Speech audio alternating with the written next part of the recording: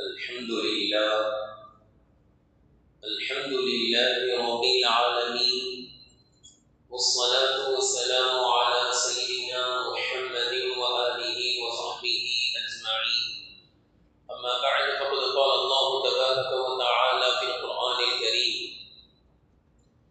يا أيها الذين آمنوا اتقوا الله ولتنظر نفس ما قدمت لغد واتقوا الله إن الله خبير بما تعملون. صدق الله العلي العظيم. السلام عليكم ورحمة الله وبركاته. கணியத்துக்குரிய கனவான்களே, பெரியோர்களே, அல்லாஹ்வின் நல்லடியார்களே, அல்லாஹ்வின் பேரருளால் ஹிஜ்ரி 1447 தாண்டி ஹிஜ்ரி ஆண்டு 1448 ஆண்டை நாம் அடைந்திருக்கின்றோம். இந்த ஆண்டின் முதல் ஜும்ஆவுடைய தினமாக இருக்கின்றது.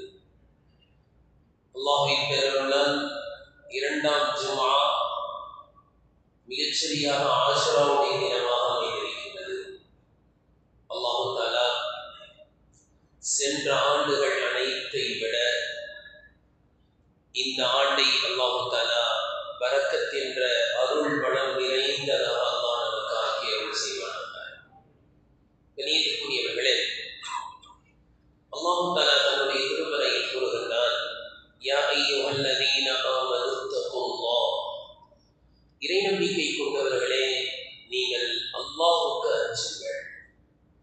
இன்னும் வல்தன்துர் நஃப்ஸும் மா கத்தமத் லிகதின், நாளை மறுமைக்காக இதுவரை நான் என்ன சம்பாதித்திருக்கின்றேன் என்பதை சற்று சிந்தித்து பாருங்கள். எத்தனை ஆண்டுகள் நம்மை விட்டு கழிந்துவிட்டது. நம்மை எத்தனை நபர்கள் எத்தனையோ முஹர்ரம் மாதத்தை நாம் பார்த்துவிட்டோம். எத்தனை ஹிஜ்ரி ஆண்டுகளை கடந்து நாம் வந்திருக்கின்றோம். ஆனால் சென்ற ஹிஜ்ரி ஆண்டுகள் தான் உறுதி. சிலருக்கு வயது 57 என்றால் 57 ஹிஜ்ரியை பார்த்திருப்பார்கள். ஆனால் இனி எத்தனை ஹிஜ்ரியை நாம் பார்ப்போம் என்று யாருக்கும் சொல்ல முடியாது. இப்படிப்பட்ட இந்த தருணங்களில் என்னுடைய கழிந்த ஆண்டுகள் எப்படி கழிந்தது, இனி வரக்கூடிய காலங்களில் நான் என்ன செய்ய போகிறேன் என்பதை ஆழ்ந்து சிந்திக்க கடமை கொண்டிருக்கிறோம்.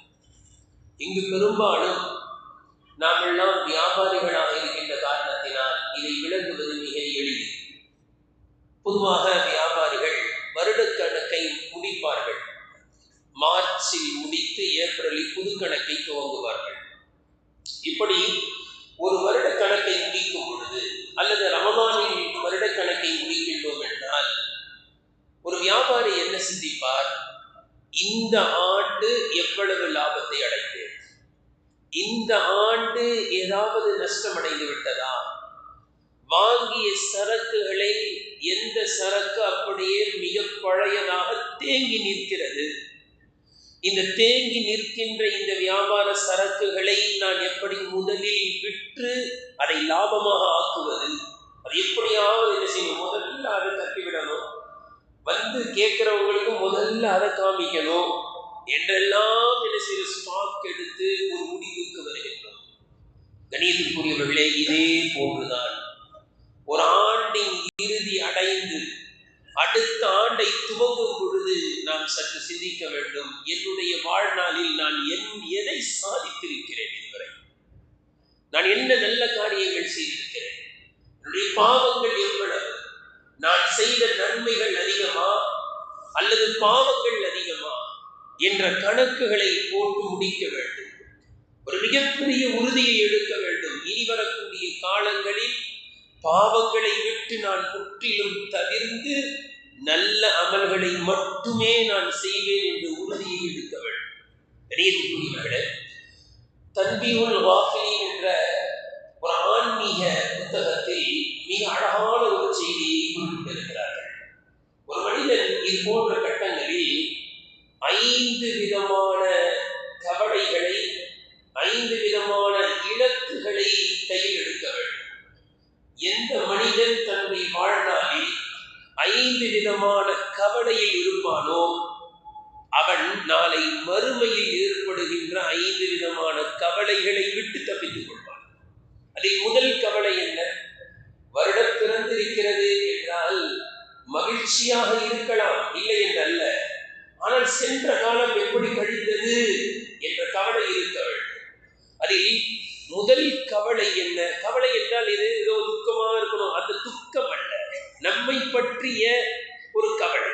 அதில் முதலாவது கவலை என்னவென்றால், என்னுடைய கழிந்த காலங்களில் நான் எத்தனை பாவங்களை செய்துவிட்டேன், அந்த பாவங்களை அல்லாஹ் மன்னித்தானா இல்லையா என்று எனக்கு தெரியாதே என்று அந்த பாவங்களை எண்ணி வருந்தி அல்லாஹ்விடத்தில் பாவ மன்னிப்பு தேட வேண்டும்.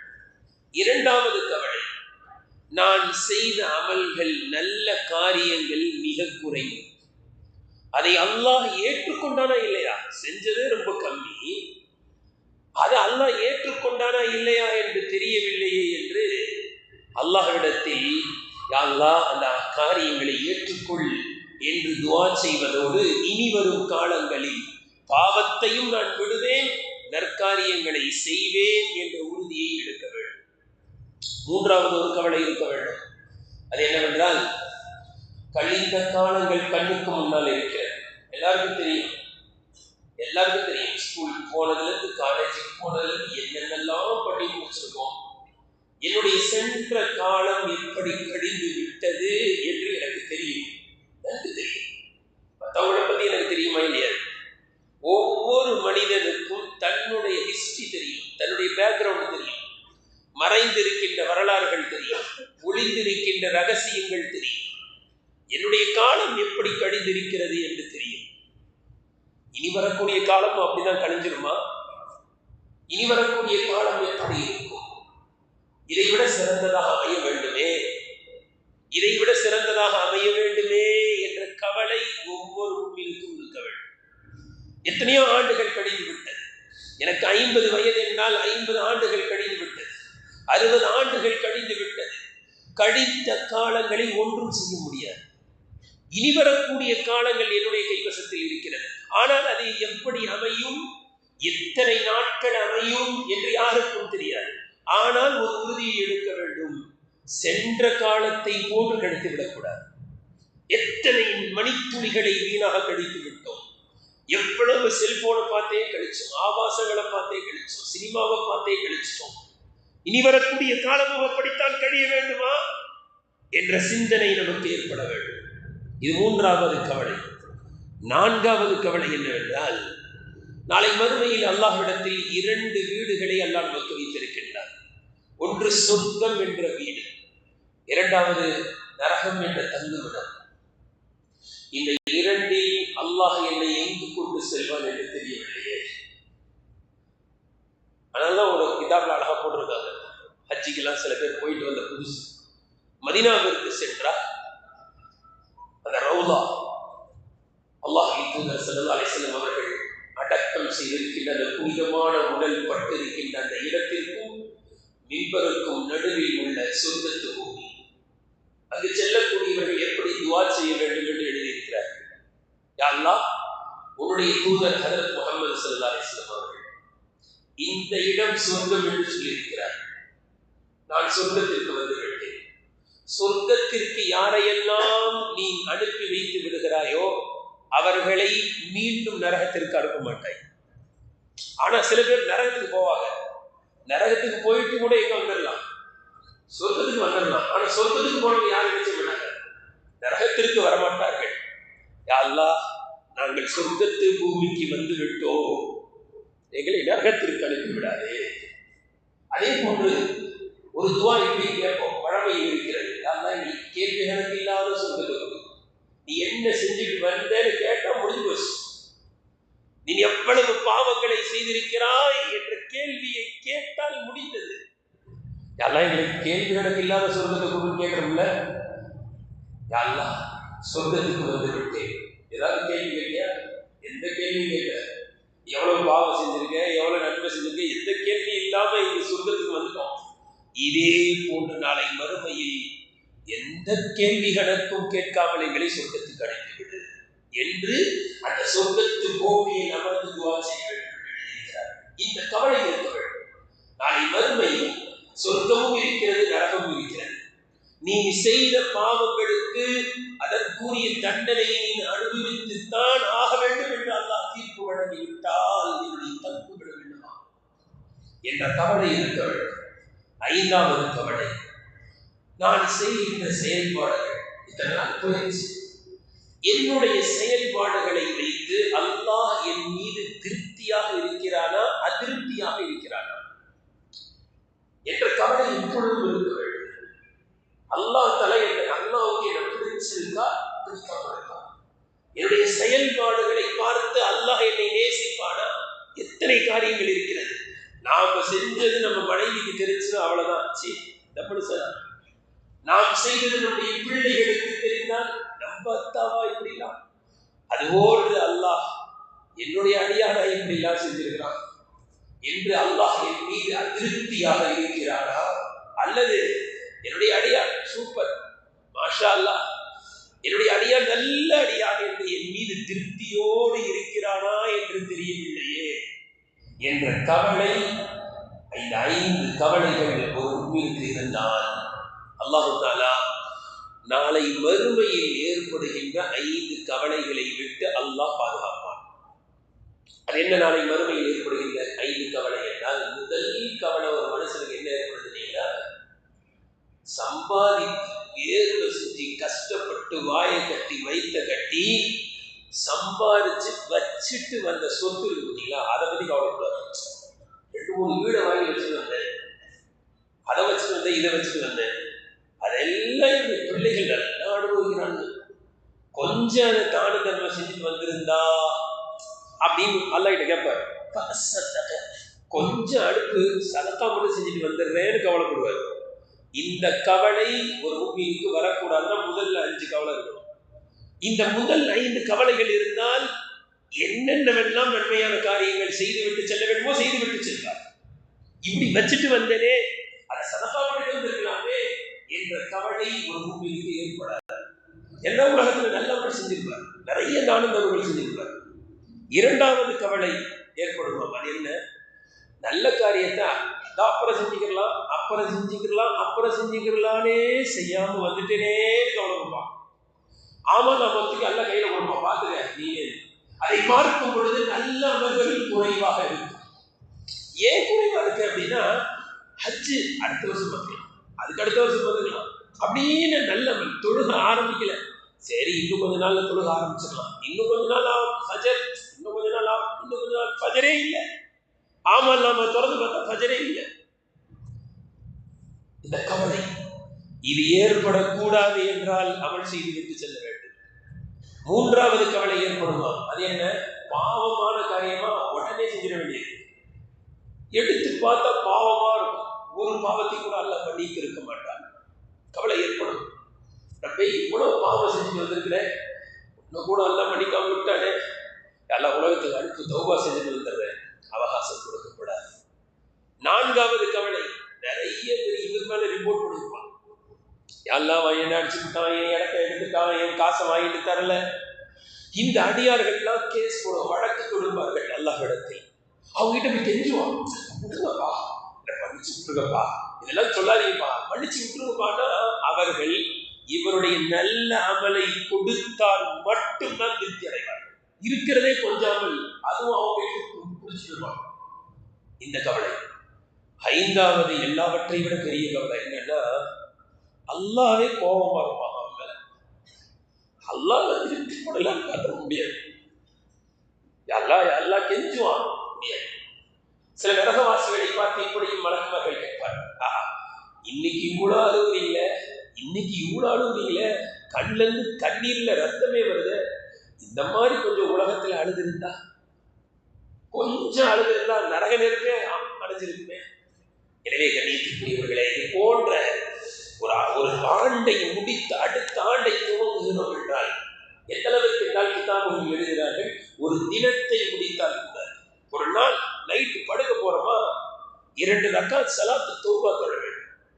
எல்லாம் கொஞ்சம் இப்படி சிந்திக்கணும். இன்னைக்கு என்னென்னலாம் நல்ல காரியங்கள் செஞ்சோம், என்னென்னலாம் தவறு செஞ்சோம். நல்லா பாருங்க, நம்ம இதயம் இருக்கிறது, அது உண்மையெல்லாம் பேசும், பொய் சொல்லாது. அதனாலதான் ஒரு கிராமவாசி வந்து ரசூலுல்லாஹி ஸல்லல்லாஹு அலைஹி வஸல்லம் கேட்டார், நன்மை எது தீமை எது? ரசூலுல்லாஹ் சொன்னாங்க, இஸ்தஃப்தி கல்பக, ஓ கல்புகிட்டே கேள்விகள். நல்லா தெரியும் இன்னைக்கு நான் என்னெல்லாம் பேசுறேன், யாரை பத்தி என்னென்ன பேசுறேன், யாருக்கு துரோகம் செஞ்சேன், யாருக்கு அநியாயம் செஞ்சேன், எத்தனை பொய் சொன்னேன், கரெக்டா சொல்லுவோம். நைட்டு உட்காந்து ஒவ்வொரு தினத்தை முடிக்கும் பொழுது சிந்திக்க வேண்டும்.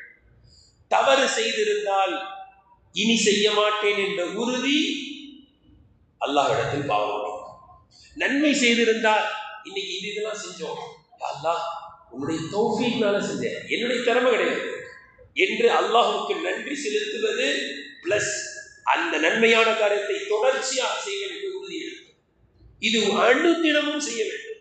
இதே போல சொல்கிறார்கள், ஒரு வாரத்திற்கு ஒரு முறை ஜும்மாவுடைய தினம் நல்ல நாள், கொஞ்சம் சிரிக்கிறோம். சென்ற வெள்ளியில் இருந்து இந்த வெள்ளி வரை நான் என்ன எத்தனை நல்ல காரியங்களை செய்து முடித்தேன். ஒரு மாதம் முடிகிறது, அடுத்த மாதம் முதல் பிறையை பார்க்கிறோம். சென்ற மாதம் எப்படி கழிந்தது, ஒரு வருடம் முடிந்து அடுத்த வருடத்தை துவங்கி விட்டோம். சென்ற ஆண்டு எப்படி கழிந்தது என்பதை சிந்தித்து பார்க்க வேண்டும். கணியத்திற்குரியவர்களே, ஹதரத் உமர் ரலியல்லாஹு அவர்கள் அழகாக சொல்வார்கள், ஸினு அன்ஃபுஸக்கும் கப்ல அன் துஸனு, உங்களுடைய அமல்கள் எடை போடப்படுவதற்கு முன்னால் நீங்கள் எடை போட்டு பார்த்துக் கொள்ளுங்கள். எப்படி வெளிநாட்டுக்கு போறாரு, ஏர்போர்ட்ல என்ன செய்வாங்க, 40 கிலோ இருக்கா இல்லையா, 40 கிலோக்கு மேல இருந்தா அவ்வளவுதான். அப்ப என்ன செய்வாரு, வீட்டிலேயே உட்கார்ந்து எடை போடுவார், 40 கிலோ இருக்கா இல்லையா. அல்லது இப்படி வச்சுக்கிறீங்க, ஒரு கம்பெனி கவர்மெண்ட்ல இருந்து இன்கம் டேக்ஸ் ஆபீசர் வர போறாங்க அப்படின்னா என்ன செய்வாரு, உள் தணிக்கைன்னு சொல்லுவாங்க. தனக்குள்ளாக கணக்கு பார்த்து போட்டு எல்லாம் ரைட்டா இருக்கா, எங்கேயும் மாட்டாத மாதிரி இருக்கா, கணக்கு போட்டு ஒரு ஆடிட்டரை கூப்பிட்டு கரெக்ட் பண்ணி ரெடி பண்ணி வச்சிருக்கோங்க. வந்தா அப்படி தூக்கி காமிக்கிற மாதிரி அல்லாஹ்விடத்தில் சென்று கணக்கு சொல்ல வேண்டுமே, என்னுடைய ஒரு வருடம் எப்படி இருக்கின்ற கணக்கு என்பதை போட்டு பார்க்க வேண்டும். இது போன்ற தருணங்களை சிந்திக்க வேண்டும். ஒரு ஆண்டின் துவக்கத்தை நான் அடைந்திருக்கின்றேன், சென்ற ஆண்டு எப்படி கழிந்தது. இதே போன்ற கிதாபுகளில் எழுதுகிறார்கள். இது போன்ற காலங்களில் சிந்திப்பதை போன்று இடங்களில் கூட சிந்திக்கலாமா. ஒருத்தர் மக்காவுக்கு போட்டார், காபத்துல்லா, அங்க போயிட்டு இன்வைட் பாஸ் செய்ய மாட்டேன், காபத்துல்லா பார்த்துட்டல, இந்த கண் காபத்துல்லா பார்த்து விட்டதல்ல, இனி ஹராமை பார்க்காது. நல்ல நல்ல இடங்களில் நல்ல நல்ல நாட்கள், ஈது பெருநாள் வருது, முடிவெடுக்கணும், இந்த ஈதுல இருந்து இன்வைட் பாஸ் செய்ய மாட்டேன். நல்ல நாட்களில், நல்ல இடங்களில், நல்ல நேரங்களில், இது போன்ற ஒரு வருட துவக்கத்தில், ஒரு மாதத்தின் துவக்கத்தில், ஒரு நாளின் துவக்கத்தில், ஒரு நாளின் இறுதியில் அல்லாஹ்விடத்தில் நாம் மன்றாடி இனி வரக்கூடிய காலத்தை இதைவிட சிறப்பாக ஆக்கு என்று அல்லாஹ்விடத்தில் துஆ செய்ய வேண்டிய காலகட்டங்கள். கணியத்திற்குரியவர்களே, இதே போன்று ஹதீஸ்ல வருது, ஒரு அறிவாளியா இப்படி கணக்கு போடுறது அறிவாளி. பிசினஸ் நடந்துகிட்டு இருக்குன்னா யார் அறிவாளின்னு சொல்லுவோம், பார்ப்பாரு, ஸ்டாக் எடுத்து பார்ப்பாரு, அடிக்கடி பார்ப்பாரு, எந்த சரக்கு நல்லா விற்குதுன்னு பார்ப்பாரு, எது ஸ்டாக்கா நிற்குதுன்னு இவ்வளவு பார்க்குறோம். எந்த ஊழியர் ஒழுங்கா வேலை செய்யறாரு, எந்த ஊழியர் ஒழுங்கா வேலை செய்யறது இல்லை, கஸ்டமர் வராங்களா இல்லையா, வந்த கஸ்டமருக்கு வியாபாரம் செஞ்சு அனுப்புறாங்களா இல்லை அப்படியே அனுப்புறாங்களா அப்படின்னு என்ன செய்யறாங்க, என்ன கேமராலாம் செட் பண்ணி எவ்வளவு உஷாரா இருக்கும்.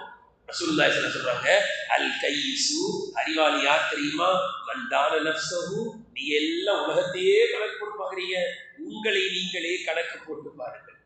வஅமில லிமா பஅதஹு, நாளை மறுமைக்காக வேண்டி தயார் செய்து தனக்குத்தானே கணக்கு போட்டு பார்த்துக் கொள்வன் தான் அறிவாளி. வல் ஆஜிசு, அறிவிழி யார், அறிவு கட்டவன் யார் என்றால், மன் அத்பா நஃப்ஸஹு ஹவாஹா, மன இச்சைகளுக்கெல்லாம் அடிமையாக இருந்து விட்டார், பாவங்களை எல்லாம் செய்துவிட்டு வதமன்னா அலல்லாஹி அல் அமானி, அல்லாஹ் மன்னிச்சிருவான் அப்படின்ற மேல் எண்ணத்திலேயே இருந்து விட்டாரே, அவன் தான் முட்டாள் என்று அல்லாஹ் ஸல்லல்லாஹு அலைஹி வஸல்லம் கூறுகிறார்கள். கணியத்திற்குரியவர்களே, உமர் இப்னு அப்துல் அஸீஸ் ரஹ்மத்துல்லாஹி அலைஹி அவர்கள் ஹஸன் பஸ்ரி ரஹ்மத்துல்லாஹி அலைஹி அவர்களுக்கு உபதேசம் செய்யணும் கடிதம் எழுதினார். அழகான உபதேசம் செய்யணும். மன் ஹாஸப நஃப்ஸஹு ரபிஹ, யார் தன்னைத்தானே கேள்வி கணக்கு கேட்டுக்கொள்வார்களோ அவர்கள் தான் வெற்றி லாபம் அடைவார்கள். ومن غفل عنها خسر, தன்னை மறந்து விட்டால் நஷ்டமடைவார்கள். ومن نظر في العواقب نجا, என்னுடைய இறுதி முடிவு எப்படி ஆகும், என்னுடைய மரணம் எப்படி ஏற்படும், நல்ல நிலையில் மரணிப்பேனா. நிறைய பேர் சினிமா பாட்டு கேட்டுக்கிட்டே ஆக்சிடென்ட் காரணம். கடைசி முடிவு எப்படி இருக்கும்? பாவம் செய்த நிலையில் அப்படியே செல்போனை வச்சுக்கிட்டு என்னவோ கேட்டுக்கிட்டே ரூம் போயிடுச்சு நிறைய பேர். என்னுடைய இறுதி முடிவு எப்படி இருக்கும் என்று யார் கவலைப்படுகிறார்கள் நஜா வெற்றி விடுவார்கள். தன்னுடைய மனோ இச்சைகளுக்கெல்லாம் அடிமையாக விட்டால் அவன் வழி தவறி விடுவான். யார் பொறுமையாக செயல்படுகிறார்களோ அவர்கள் பொக்கிஷத்தை அடைவார்கள்.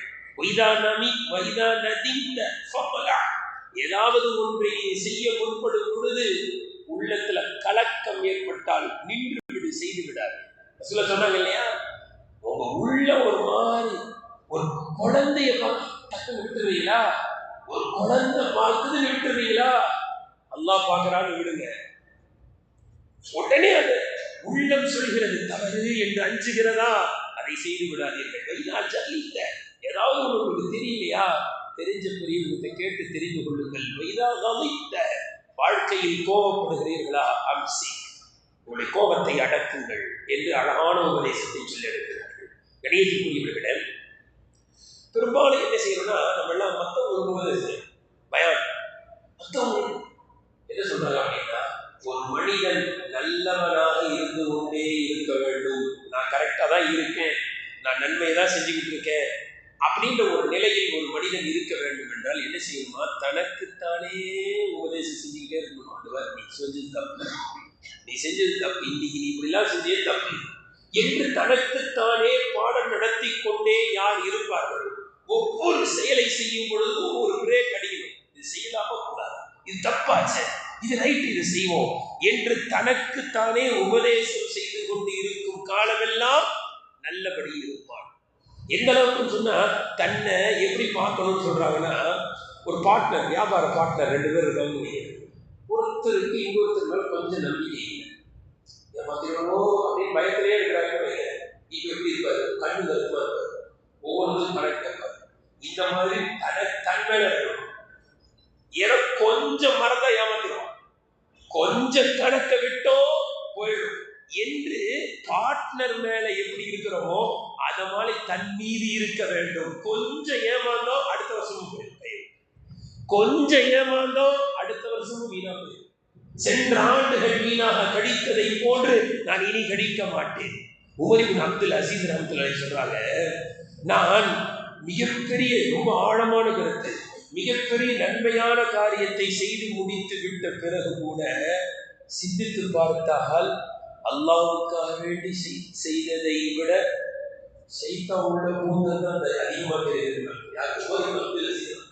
நான் அல்லாஹ்வுக்காக வேண்டி செஞ்சேனா இல்ல வேற ஏதாவது நோக்கத்துக்கு செஞ்சேனா அப்படின்னா வேற நோக்கத்திற்கு செய்து விட்டேனோ என்ற அச்சம் தான் ஏற்படுகிறது. நன்மையான காரியம் செய்து விட்டே துடிக்கிறார்கள். இணையத்துக்குரிய ஒரு விலைக்கு தான் எழுதுறாங்க, ஒரு காரியத்தை செய்யணும்னா அதுக்கு முன்னாடி அதை கரெக்டா தப்பா அப்படின்னு செய்யணும். அல்லாஹ்வுக்காக செய்யறனா என்று சிந்திக்க வேண்டும் என்பதை விட தாண்டி செஞ்சு முடிச்ச பிறகு ரொம்ப இருக்கணும். ஏன்னா செய்யறதுக்கு முன்னாடி கூட இஸ்லாம் செயல்படுத்திக்கலாம், செஞ்சு முடிச்ச பிறகு அதனுடைய பலன் தெரியும் போது மறக்கும். அல்லாஹ் இணையத்துக்குரியவர்களே, அதே போன்று ஒரு பாவம் நடந்துருச்சுன்னு வைங்க, இந்த உறுதி எடுப்பீங்க, இனி என்னுடைய வாழ்க்கையில நான் பாவம் செய்ய மாட்டேன். பாவம் நடந்துருச்சுன்னா உடனே நன்மையான காரியங்களை செய்ய ஆரம்பிக்கும். உதாரணத்துக்கு டெஸ்ட்ல டீ பண்ணுச்சு, டீ கடை என்ன செய்வோம், அப்படியே இருக்குமா, என்ன செய்வோம், டீ ஒட்டிடுச்சு நோயும் உடனே போய் கழுவோம். ஏன் உடனே கழுவுனால என்ன செய்யாது, குறிப்பாக சோப் போட்டுக்கணும், உடனே சோப் போட்டுக்கணும், உடனே கழுவுனா போகும், இல்லைன்னா அப்படியே இருந்துடும். இதே போன்றுதான் எடுக்க வேண்டும். இனி என்னுடைய வாழ்நாளில் நான் தவறு செய்ய மாட்டேன். அப்படி தவறு செய்தால் உடனடியாக மன்னிப்பு கேட்பேன், உடனடியாக சோப்பு போடுற மாதிரி உடனடியாக நன்மைகளை செய்வேன். குர்ஆன்ல வருது, இன்னல் ஹஸனாத் யுذஹிபுல் ஸய்யிஆத், நன்மையான காரியங்கள் தீமைகளை அழித்து விடும். என்னுடைய வாழ்க்கையில் ஏதாவது ஒரு தப்பு நடந்துச்சா நான் உடனே அல்லாஹ்வின் பக்கம் முன்னேறுவேன். உடனே நன்மையான காரியங்களை செய்ய. தல்ஹா ரலியல்லாஹு அன்ஹு ஒரு தோட்டத்தில் அவங்களுடைய சொந்த தோட்டத்தில் தொழுது இருக்காங்க. அந்த தோட்டம் எப்படி என்றால் அடர்த்தியான தோட்டம். அந்த திராட்சை தோட்டம் பார்த்தீங்கன்னா எப்படி செஞ்சிருப்பாங்க, அப்படியே அந்த திராட்சையுடைய கொடி அப்படியே செஞ்சிருப்பாங்க, வலையெல்லாம் பின்னி அடர்த்தியா வச்சிருப்பாங்க. அந்த மாதிரி ஒரு தோட்டம் உள்ள ஒரு பறவை வந்துருச்சு, தொழுதுட்டு இருக்காங்க. தோட்டத்துல போய் தொழுகிறாங்க, எவ்வளவு தப்புவா.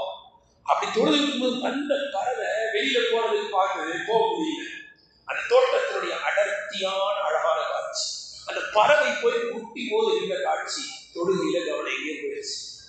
தொழுது முடித்தவுடன் அந்த தோட்டத்தை அப்படி அல்லாஹ்வுக்காக கட்டி கொடுத்தார். இடையத்திற்குரியவர்களே, உமர் இப்னுல் கத்தாப் ரலியல்லாஹு ஒரே ஒரு நாள் அசர் தொழுகையினுடைய ஜமாத்து மிஸ் ஆயிடுச்சு. வராங்க, தொழுது முடிச்சுட்டாங்க. இன்னைக்கு நம்முடைய வாழ்க்கையை சிந்திக்கணும். ஒரு நாள் ஜமாத், அசர் தொழுகையின் ஜமாத் மிஸ் ஆச்சு. 2 லட்சம் திர்ஹத்திற்கு சமமான தன்னுடைய சொந்த ஒரு இடத்தை சதகா செய்து விட்டார். எதுக்கு? அசர் தொழுகையுடைய ஜமாத் மிஸ் ஆனது. இன்னைக்கு வாழ்க்கையில் என்னென்னமோ மிஸ் ஆயிருக்கு. நாம் இப்படி ஒரு முடிவு எடுக்கணும்.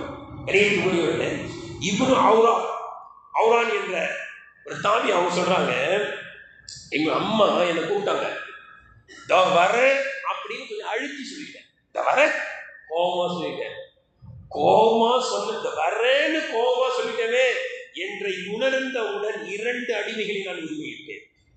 Umar ibn Abdul Azeez Abdullah Umar ரலியல்லாஹு சொன்னாங்க, ஒரு நாள் ஃபஜர் தொழுகைக்கு வந்தேன், ஜமாத் மிஸ் ஆயிடுச்சு. நான் முடிவு எடுத்துட்டேன், இனிமேல் ஃபஜர் ஜமாத் மிஸ் ஆயிடுச்சுன்னா நைட்டு ஃபுல்லா நின்று வணங்குவேன் என்ற முடிவுக்கு வந்தேன். அதே போன்று முஹம்மது இப்னு வஹீப் ரஹ்மத்துல்லாஹி அலைஹி சொல்றாங்க, அடுத்த ஆளை பத்தி நான் பேசுறது இல்லை என்று முடிவு வந்தேன். ஒரு கால் அடுத்த ஆளை பத்தி ஏதாவது பேசிட்டா அன்னைக்கு மறுநாள் நோம்பு வச்சுருவேன் அப்படின்னு முடிவு வந்தேன். கொஞ்சம் பேசாம இருந்தேன், திடீர்னு பேச ஆரம்பிச்சிட்டேன். சரி, ஒரு நாள் நோம்பு தானே வச்சிருவோம், வைக்க ஆரம்பிச்சேன். அப்புறம் ஒரு முடிவு வந்துட்டேன், நோம்பு எனக்கு சாதாரணமா தெரியுது, அடுத்த ஆளை பத்தி புறம் பேசிட்டு நோம்பு வைக்க ஆரம்பிச்சிட்டேன். உடனே நான் என்ன முடிவு வந்தேன்னா, இனிமேல் அடுத்த ஆளை பத்தி பேசினா 10 திர்ஹத்தை ஏழைக்கு கொடுப்பேன் அப்படின்னு முடிவு வந்தேன்.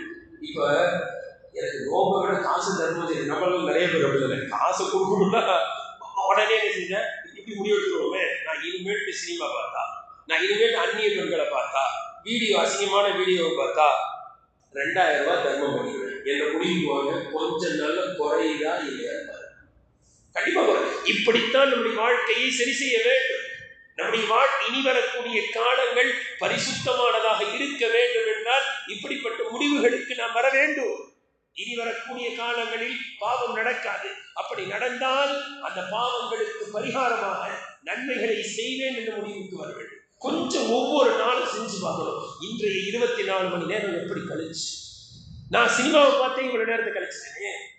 என்ன எல்லாருமே ரீல்ஸ் போட ஆரம்பிச்சாங்க, எல்லாருமே வீடியோ, எல்லாருமே ஒவ்வொருத்தருக்கும் உள்ளுக்குள்ள ஒரு ஹீரோ வாழ்ற மாதிரி.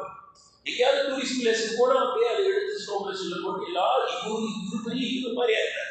படத்தையும் சினிமாவையும் பார்த்து பார்த்து பார்த்து எல்லாரும் நடிக்க ஆரம்பிச்சாங்க. எல்லாரும் அவங்க வீடியோ எடுக்கணும். என்ன சமுதாயம் எப்படி போய் காலங்களும் நேரங்களை எப்படி கழிந்து கொண்டிருக்கின்றது. எனவே கண்ணியத்திற்குரியவர்களே, முதல் முஹர்ரம் மாதத்தை அடைந்திருக்கின்றோம். இன்று பிறை 3 வருடத்தினுடைய துவக்கத்தில் இருக்கிறோம். ஒரு முடிவுக்கு வர வேண்டும். இனி வரக்கூடிய காலங்கள் இப்படி கழியாது, என்னுடைய நேரங்கள் வீணாக கழியாது. ஒவ்வொரு நாளும் எந்த அளவுக்கு சொன்னா இது கூடும், செய்யலாம் தான், அதை கூட யோசிக்கணும். ஏன் செய்யாம இருந்திருக்கலாமே. செய்வது சிறந்தது, விடுறது சிறந்ததுன்னு சொன்னா விட்டுறணும். தேவையில்லாம ஹோட்டலுக்கு போய் சாப்பிடுறது, தேவையில்லாம போய் சாப்பிடுறது, அதை விடுவதுதான் சிறந்தது என்றால் விட வேண்டும்.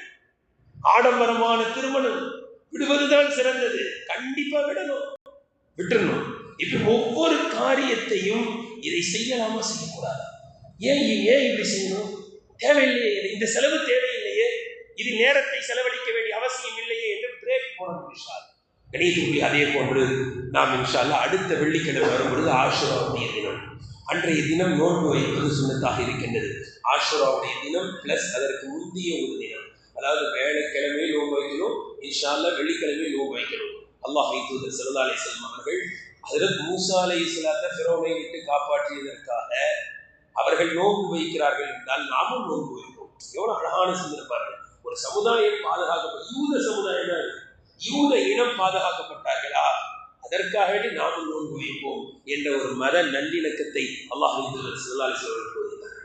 மூசா அலைஹிஸ்ஸலாம் இருக்கட்டும், ஈசா அலைஹிஸ்ஸலாம் இருக்கட்டும், அவர்களுடைய பெயரை சொன்னால் கூட அலைஹிஸ்ஸலாம் என்று இணைத்துத்தான் சொல்கிறோம்.